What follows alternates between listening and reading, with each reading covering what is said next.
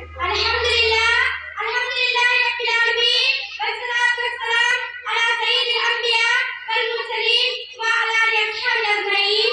قال اللہ تعالی اعوذ باللہ من الشیطان الرجیم بسم اللہ الرحمن الرحیم. آج کے اس سالانہ پروگرام میں میری تقریر کا عنوان ہے معاشرے کی اصل بنیاد عورت ہے. خوشگوار زندگی گزارنے کے لیے میاں بیوی کا آپس میں میل محبت کا رکھنا اور لڑائی جھگڑے سے حد تلف گریز کرنا ضروری ہے. اور اس کے لیے ضروری یہ ہے کہ ہر ایک دوسرے کے حقوق تمامی کا خیال کرے. شوہر بیوی کے حقوق کی ادائیگی کا پاس لحاظ کرے. شوہر بیوی کے حقوق کی ادا کرے.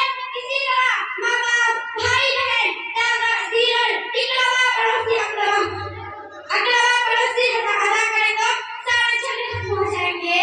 مگر ہوتا یہ ہے کہ لوگ صرف اپنا حقوق حاصل کرنا چاہتے ہیں. اسلام نے مردوں کی طرح عورتوں کو بھی بہت سارے حقوق سے نوازا ہے. ارشاد کا ارادہ ہے وَلَهُنَّ مِثْلُ الَّذِي عَلَيْهِنَّ بِالْمَعْرُوفِ.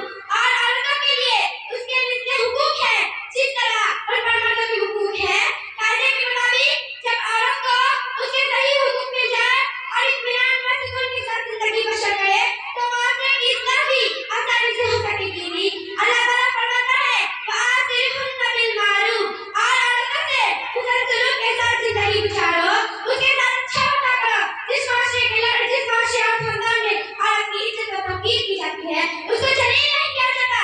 جس معاشرے کے لڑکے اور لڑکیوں کو بھی اچھے اخلاق کی پیروی کی نسلوں کی اور اسلام کی درستگی عمل فریضہ ادا کرنے والی ہوتی ہے. اسلام نے عورت کو کیا کیا اس کا اندازہ اس وقت ہوگا جب اسلام سے کوئی تاریخ پر علم عطا فرمائی. آخر مطلب ہے کہ ہم سب تمام بھائی بہنوں کو سیدھے راہ پر چلنے کی توفیق عطا فرمائے. آمین. وآخر دعوانا الحمدللہ رب العالمین. السلام علیکم ورحمۃ اللہ وبرکاتہ. ماشاءاللہ آپ کی تقریر کو سن کر آپ کے گھر والوں کی طرف سے